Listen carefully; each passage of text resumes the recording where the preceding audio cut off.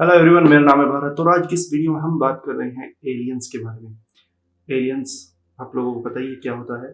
Basically extra terrestrial life जो है हम उसकी बात करने वाले हैं। लेकिन एलियंस के बारे में बात करने से पहले हम बात कर लेते हैं कि लाइफ एक्चुअल में है क्या और अर्थ पर किस तरीके से जनरेट हुई है, कैसे लाइफ अर्थ पर आई है। उसके बाद हम देखेंगे कि हम बाहर की जो लाइफ है, अर्थ से बाहर यानी कि जो एलियंस है, उनके बारे में क्या क्या चीज़ें जानते हैं और क्या क्या पता लगाना चाहते हैं। तो जो अर्थ पे जो लाइफ आपको मिलती है, देखने को मिलती है, वो किन फॉर्म्स में मिलती है। प्लांट्स हैं, एनिमल्स हैं, बैक्टीरिया हैं, फंगी होती हैं, या फिर जो नॉन सेलुलर लाइफ होती है जैसे वायरस होते हैं। तो ये फॉर्म्स आपको लाइफ की अर्थ पर देखने को मिलती हैं। लेकिन क्या ये एकदम से अर्थ पर आई थी या धीरे धीरे इवॉल्व हुई थी? तो जैसा हमें पता है कि लाइफ जो है वो एकदम से कहीं से नहीं आ सकती।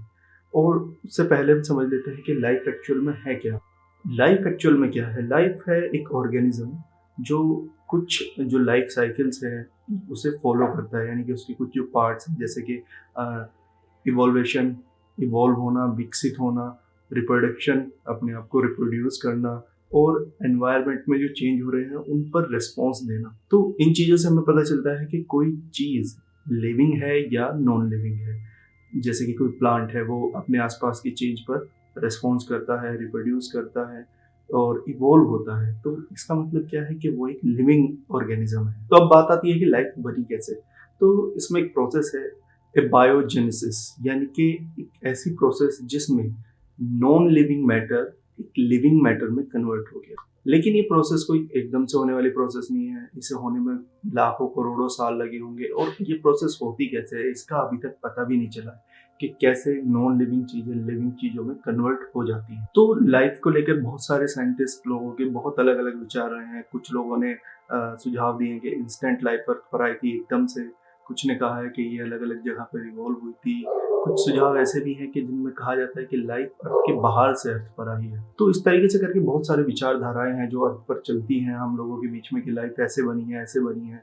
बहुत सारे कल्चर में, धर्मों में कहा गया है कि लाइफ एकदम से आई है, पर जो विज्ञान है वो कहता है कि लाइफ धीरे धीरे इवॉल्व हुई है। आज से लगभग 2 से 3 अरब साल पहले समुद्र में नीचे, जहाँ पर ऑक्सीजन नहीं थी और धूप भी नहीं थी, यानी कि सूर्य की रोशनी भी नहीं थी, तो पहले जो लाइफ थी वो उसी यानी कि एक सेल जो था आज हम देखते हैं वो सबसे पहले डेवलप हुआ था। और फिर धीरे धीरे लाइफ बड़ी सतह पर आई, समुद्र से की गहराइयों से निकलकर, फिर उसके बाद जमीन पर आई, फिर जीवों ने उड़ना सीखा। तो इस तरीके से विकसित होते हुए आज जहाँ है वहां पर पहुंची है। तो इन सब चीजों को देखते हुए हम एक बात ध्यान से कह सकते हैं कि लाइफ जो है एक सब्सटेंस नहीं है, एक प्रोसेस है जो इवॉल्व होती है अपने आप। तो ये जो लाइफ है ये अर्थ पर पाई जाती है और हम इसी लाइफ के बारे में जो है ज्यादातर बात जो है वो जानते हैं, क्योंकि अभी तक हमें कोई बाहर के ग्रह पर कोई ऐसी लाइफ नहीं मिली है जिसके बारे में हम जानते हो कह सकते हो कि इस तरह की भी लाइफ मौजूद होती है।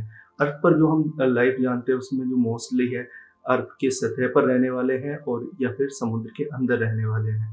तो इन ज़्यादातर जीवों के बारे में हम जानते हैं, लेकिन फिर भी बहुत सारे जीव ऐसे अर्थ पर मौजूद हो सकते हैं जिनके बारे में अभी तक हमें पता ना चला हो और उनके रहने खाने के ढंग में कुछ अंतर हो जो अभी हम जानते हैं उससे वो अलग तरीके से बिहेव करते हैं। अभी तक जिस लाइफ के बारे में हमें अर्थ पर पता है उसमें 6 मेन एलिमेंट्स हैं, केमिकल एलिमेंट्स, जो अपना महत्वपूर्ण रोल निभाते हैं इस लाइफ को बनाने में। और इनमें है carbon, hydrogen, nitrogen, oxygen, phosphorus and sulphur.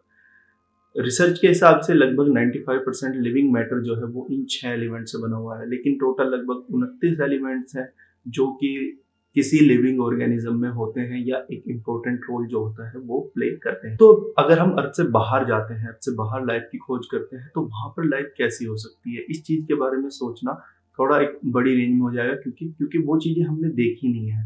उस लाइफ के बारे में हम कोई अनुमान नहीं लगा सकते कि वो किस तरीके की लाइफ होती है, लेकिन फिर भी हम उस लाइफ को ज़्यादा खोजने में अपना समय व्यतीत करना चाहेंगे या अपना एफर्ट लगाना चाहेंगे जो हमारे जैसी लाइफ है। अब तो सबसे पहले पॉइंट ये आता है कि बाहर, पृथ्वी से बाहर लाइफ होने की प्रोबेबिलिटी क्या है, कितनी संभावनाएं हैं कि बाहर लाइफ हो सकती है। और इसकी संभावनाएं बिल्कुल है कि बाहर लाइफ हो सकती है। हम ऐसा नहीं मान सकते कि सिर्फ अंतरिक्ष में, पूरे ब्रह्मांड में पृथ्वी पर ही जीवन है। और इसका एक कारण भी है, क्योंकि अर्थ कुछ ऐसा यूनिक नहीं है। अर्थ के पास कुछ ऐसी यूनिक पोजीशन नहीं है, कुछ ऐसा यूनिक एटमॉस्फेयर नहीं है, या कुछ ऐसा यूनिक नहीं है जिससे हम कह सके कि हाँ सिर्फ लाइफ यही पॉसिबल है। हाँ, एक चीज है कि इसके पास इन सभी चीजों का एक अनुपात है, एक निश्चित अनुपात और एक ऐसा स्पेस, एक ऐसा प्लेस अपने सोलर सिस्टम में कि जिसे हम कह सके कि हाँ, यहाँ लाइफ पनप सकती है। लाइफ होने के लिए मेन दो चीजें हैं, एक तो वो चीजें जिनसे लाइफ बनती है यानी कि वो एलिमेंट्स, और दूसरा एक हैबिटेबल कंडीशन यानी कि एक ऐसी स्थिति के जहां पर वो चीज पनप सके। तो एलिमेंट्स में क्या आता है, ये सभी एलिमेंट्स जो पृथ्वी पर हैं ये दूसरे प्लेनेट पर भी मिलते हैं, लेकिन उनकी मात्रा कम ज्यादा हो सकती है। लेकिन जो सबसे इंपॉर्टेंट चीज वो है उस प्लेनेट का एक हैबिटेबल जोन में होना। तो इसी एक्स्ट्रा टेरिटोरियल लाइफ यानी कि एलियंस को खोजने के लिए एक मिशन स्टार्ट किया गया नासा के द्वारा, जिसका नाम रखा गया केपलर मिशन। और केपलर मिशन के डेटा के हिसाब से हमारी मिल्की वे में लगभग 40 अरब ऐसे ग्रह हैं जो अर्थ के आकार के हैं और अपने सूर्य से इतनी दूरी पर है कि वहां पर लाइफ पनप सकती है। सूर्य से निश्चित दूरी किसी प्लेनेट की एक हैबिटेबल जोन होता है। अगर कोई ग्रह सूर्य के बहुत पास है तो वो गर्म होगा, तो वहां पर लाइफ की संभावना कम हो जाती है, और अगर बहुत दूर है तो वो ठंडा होगा, वहां पर भी लाइफ की संभावनाएं जो है वो बहुत कम हो जाती है। तो एक ऐसा जोन जिसमें पृथ्वी आती है, लेकिन यहाँ पर ना ज्यादा गर्मी है ना ज्यादा सर्दी है, यहाँ पर लाइफ जो है वो पनप सकती है। तो ऐसे लगभग 40 अरब ग्रह जो है वो ढूंढे गए हैं। अब बात आती है कि किसी ग्रह पर लाइफ को ढूंढा कैसे जाए। क्यों? क्योंकि ग्रह एक तो छोटे होते हैं और इतनी दूर होते हैं कि इन्हें टेलीस्कोप से नहीं देखा जा सकता। स्टार्स को आप टेलीस्कोप से देख सकते हैं, क्यों? क्योंकि उनसे निकलने वाली रोशनी सीधे अर्थ तक, लेकिन जो प्लैनेट्स होते हैं वो पहले अपने स्टार की रोशनी को लेंगे और फिर रिफ्लेक्ट करेंगे, और उसकी अमाउंट जो होती है वो बहुत कम हो जाती है। तो हम किसी टेलीस्कोप से तो देख के नहीं बता सकते कि किसी ग्रह पर लाइफ है या नहीं है, लेकिन एक चीज को हम स्टडी कर सकते हैं टेलीस्कोप से, वो होता है किसी प्लैनेट का एटमॉस्फेयर। और उसे स्टडी करने के लिए क्या किया जाता है कि जब कोई प्लैनेट अपने स्टार के सामने से जाता है तो उस स्टार की लाइट में कुछ कमी आती है, क्योंकि उसकी तीव्रता, जो लाइट की इंटेंसिटी है वो कम हो जाती है, और किसी वो जो लाइट आती है उसका कुछ पार्ट उस प्लैनेट के जो स्टार के आगे से जा रहा है उसके एटमॉस्फेयर से छन के आता है। तो उस आने वाली लाइट को हम उसके स्पेक्ट्रम से ये पता लगा सकते हैं कि उसके एटमॉस्फेयर में क्या क्या चीजें हैं, क्या उसका एटमॉस्फेयर अर्थ से मिलता जुलता है, और इसी के हिसाब से हम पता लगाते हैं कि वो प्लैनेट एक हैबिटेबल जोन में है या नहीं है, वहां पर लाइफ की संभावनाएं हैं या नहीं है।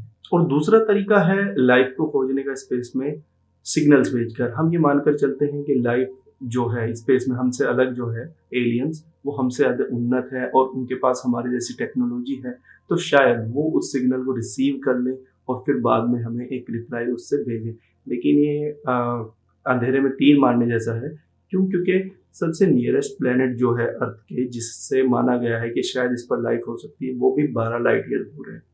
और 12 लाइट ईयर दूर किसी सिग्नल को भेजना, फिर वहां पर वो रिसीव होना, फिर उनका उसे डिकोड करना और फिर उसके ओरिजिन का पता लगाना और फिर वापस सिग्नल भेजना, काफी अनरियलिस्टिक सा लगता है। ऐसा नहीं है ये पॉसिबल नहीं है, लेकिन पॉसिबल है, लेकिन काफी अनकॉमन है और इसकी संभावनाएं बहुत कम। मान के चलिए कोई सिग्नल बहुत दूर से पृथ्वी पर आया है, 50 लाइट ईयर दूर से, तो वो इतना वीक हो जाएगा कि उसे कैप्चर करना हमारे एंटीनाज के लिए संभव नहीं होगा। और हो सकता है कि पृथ्वी उस समय उस जगह नहीं हो जहाँ पर वो सिग्नल आया, या फिर भी आया तो इतना कम था कि हमने उसे नॉइज समझ के कैंसिल कर दिया कि भाई ये तो सिर्फ एक नॉइज है। तो इस तरीके से डिपेंड करता है कि बाहर की लाइफ कैसी है। जरूरी नहीं है वहाँ पर हमारे जैसे ह्यूमंस हो, वहाँ पे माइक्रो ऑर्गेनिज्म भी हो सकते हैं। कोई ऐसा प्लेनेट भी मिल सकता है कि जिसपे सिर्फ प्लांट्स है और कुछ नहीं है, या कोई ऐसा प्लेनेट मिल सकता है जिस पर लाइफ साइकिल जो है बहुत छोटी है, कुछ अलग तरीके के जीव रहते हैं। तो इन सब संभावनाओं की संभावनाएं बहुत सारी है। तो ऐसा नहीं है कि एलियंस एग्जिस्ट नहीं करते हैं, वो एग्जिस्ट करते होंगे। लाइफ कहीं ना कहीं हमारी अर्थ से अलग स्पेस में डेफिनेटली होगी, लेकिन कहाँ होगी और किस फॉर्म में होगी ये कहना पॉसिबल नहीं है। तो जो लाइफ को ढूंढने के प्रयास हैं वो काफी तरीके से चल रहे हैं। जैसे केपलर मिशन है जो एक्स्ट्रा टेरिटोरियल प्लैनेट्स हैं, यानी कि ऐसे प्लैनेट जिन पर जीवन हो सकता है उनकी खोज करता है। दूसरा एक सेती मिशन है, उसमें क्या है, एक बहुत बड़ा एरे है बहुत सारे रेडियो एंटीनाज का, जो कंटिन्यूस सिग्नल भेजता रहता है अलग अलग तरीके के, और स्पेस में दूर दूर उन प्लैनेट्स को टारगेट करके जिन पर हमें लगता है कि लाइफ होगी, और इसी तरीके से वहां से सिग्नल रिसीव भी करते रहते हैं, ताकि अगर वहां से कोई रिप्लाई आ रहा है उसका पता हम लगा सकें। लेकिन अगर हम स्पेस में लाइफ ढूंढ भी लेते हैं, पहली बात तो ढूंढना बड़ा मुश्किल होगा, लेकिन अगर ढूंढ भी लेते हैं तो उनसे कम्युनिकेट करना बहुत मुश्किल हो जाएगा। अगर हम मान के चलते हैं हमारे सबसे नियरेस्ट प्लेनेट जो कि 12 लाइट ईयर दूर है, अर्थ जैसा है, उस पर भी लाइफ मिल जाती है और उस पर एग्जैक्ट ऐसी ही लाइफ मिल जाती है, मिलती जुलती जैसे कि अर्थ पर है, तब भी उनसे हमें कम्युनिकेट करने में एक 24 साल का पूरा लूप लगेगा, हमें लगेंगे एक सिग्नल भेजने में 12 साल, वो लोग उसे पढ़ेंगे और फिर वापस सिग्नल भेजेंगे, तो उसमें फिर से 12 साल लगने वाले हैं, क्योंकि 12 लाइट ईयर दूर वो है। तो इस तरीके से आप समझ सकते हैं कितना एक किस्म से अजीब सा होगा कि हाँ भाई, हमें पता है वहाँ पे लाइफ है, लेकिन हम कुछ कर नहीं सकते, उनसे ज़्यादा कम्युनिकेट नहीं कर सकते हैं। बहुत बड़े बड़े सिग्नल्स नहीं भेजे जा सकते हैं, क्योंकि उसमें डेटा लॉस होगा, हमें उन्हें रिसीव करना होगा 12 लाइट ईयर बाद। क्योंकि सिग्नल क्या होता है, जैसे जैसे दूर जाता रहता है वैसे वैसे उसमें लॉस होता रहता है, उसका जो इंटेंसिटी है वो कम होती रहती है, और उसे कैप्चर करने के लिए उतना ही बड़ा एंटीना जो होता है हमें चाहिए होता है। इससे अलग अर्थ पर क्या क्या सबूत हैं कि एक्स्ट्रा टेरिटोरियल लाइफ है, एलियंस है, तो इनमें कुछ ऐसा कोई पक्का सबूत नहीं है कि जिससे हम कह सकें कि लाइफ है और वहाँ पर एग्जिस्ट करती है। इससे अलग जो यूएफओ एलियंस द्वारा कैप्चर करने की घटनाएं हैं, ये सब अभी तक अफवाहें हैं, इनका कोई सॉलिड प्रूफ नहीं है कि हाँ एक्चुअल में ऐसा हुआ है, किसी आदमी को यूएफओ के द्वारा किसी एलियन ने कैप्चर किया है, उसे लेके गए हैं, उसका ब्रेन वॉश किया है। तो ऐसा कुछ अभी तक रियल में सामने नहीं आया है। और कुछ लोग मानते हैं कि नासा के कुछ ऐसे छिपे हुए राज हैं कि उन्होंने मून पर एलियंस को देखा था, ये वगैरह। तो इन सब का भी कोई ठोस प्रमाण तो नहीं है जिसके बेस पर हम कह सकें कि हाँ एक्चुअल में ऐसा। तो फिलहाल के लिए अगर हम मान के चले एलियंस, हम सिर्फ इतना कह सकते हैं कि हाँ एलियंस एग्जिस्ट करते होंगे, लेकिन कहाँ करते होंगे और किस फॉर्म में करते होंगे उसके बारे में अभी तक कोई जानकारी हमारे पास उपलब्ध नहीं है। और इन्हें खोजने की मुहिम तब तक चलती रहेगी जब तक हमें कुछ ऐसा पक्का प्रूफ नहीं मिल जाता कि हाँ किसी प्लेनेट पर लाइफ एग्जिस्ट करती है, कि हाँ भाई हमने ये प्लेनेट ढूंढ लिया है, यहाँ पर लाइफ एग्जिस्ट करती है। जैसे कि अभी रिसेंट में वीनस जो प्लेनेट है हमारे सोलर सिस्टम में, उसके एटमॉस्फेयर में एक फॉस्फीन नाम की गैस है जो उसके होने के ट्रेसेस मिले हैं। और ये जो गैस है ये कुछ माइक्रो ऑर्गेनिज्म द्वारा अर्थ पर प्रोड्यूस की जाती है, ऐसे माइक्रो ऑर्गेनिज्म जो ऑक्सीजन की अनुपस्थिति में रह सकते हैं। तो साइंटिस्ट लोगों ने अनुमान लगाया कि शायद वहां पर भी कुछ ऐसी माइक्रो ऑर्गेनिज्म लाइफ हो जो वीनस के इस जहरीले वातावरण में भी जिंदा रह रही हो। वीनस जो है बहुत ज्यादा डेंस एटमॉस्फेयर वाला प्लेनेट है, वहां पर टेम्परेचर भी बहुत ज्यादा होता है, उसके एटमॉस्फेयर में जितने भी गैसेज हैं सब टॉक्सिक गैसेज हैं। तो एक अर्थ लाइफ का वहां पर सर्वाइव करना पॉसिबल नहीं है। हमारे सोलर सिस्टम में जितने भी प्लेनेट या मून्स हैं, इनमें से किसी पर भी अर्थ लाइफ एग्जिस्ट नहीं कर सकती है, किसी पर भी एक नॉर्मल फॉर्म में। अगर हम वहाँ पर कुछ बनाते हैं, कुछ ऐसी बिल्डिंग बनाते हैं जिसके अंदर हम रह सकें, वो एक अलग बात है, लेकिन एक नॉर्मल फॉर्म में वहाँ पर हम नहीं रह सकते, क्योंकि किसी लाइफ पर बहुत सारे फैक्टर मैटर करते हैं। उस प्लेनेट का साइज, उसकी ग्रेविटी, उसका एनवायरनमेंट, उसके एनवायरनमेंट की डेंसिटी, ये सब वहाँ पर क्या क्या चीजें हैं, किन चीजों से उन्होंने डेवलप होने से, ये सब चीजें मैटर करती हैं। तो अगर ये सब अर्थ जैसा है, कोई ऐसा प्लेनेट है जहां पर सब कुछ अर्थ जैसा है, बिल्कुल ऑलमोस्ट, इससे मेरा मतलब ये नहीं है कि बिल्कुल वहां पर जमीन भी इसी तरीके का नक्शा, कुछ भी हो सकता है, लेकिन जो केमिकल कंपोजिशन है वो लगभग ऐसा ही है। सूरज जितना बड़ा उनका स्टार है और वो उससे लगभग उतनी ही दूरी पर है, तो वहां पर हम मान सकते हैं कि शायद लाइफ एग्जिस्ट कर। तो आई होप आप लोगों को कुछ अच्छा मिला होगा इस वीडियो में जानने के लिए। इससे अगली वीडियो में मैं जो एलियन सीरीज पे बनाऊंगा उसमें हम बात करेंगे कुछ प्लैनेट्स की जो कि मोस्ट नियर टू अर्थ हैं, या कुछ ऐसे प्लैनेट जो कैटेगराइज किए गए हैं कि हाँ इन पर लाइफ होने की संभावना बहुत ज़्यादा है। तो इन प्लैनेट्स के बारे में, ये प्लैनेट्स हैं कहाँ, इन्हें कब ढूंढा गया, और इनके एटमॉस्फेयर की स्ट्रक्चर कैसी है, और हमने क्या क्या अनुमान इनके बारे में लगाए हैं। अगर आपको वीडियो अच्छी लगी हो तो लाइक ज़रूर कीजिए, कमेंट्स में बताइए अपने थॉट्स के, आप एलियंस के बारे में क्या सोचते हैं। चैनल को सब्सक्राइब करना ना भूलें। Thanks for watching.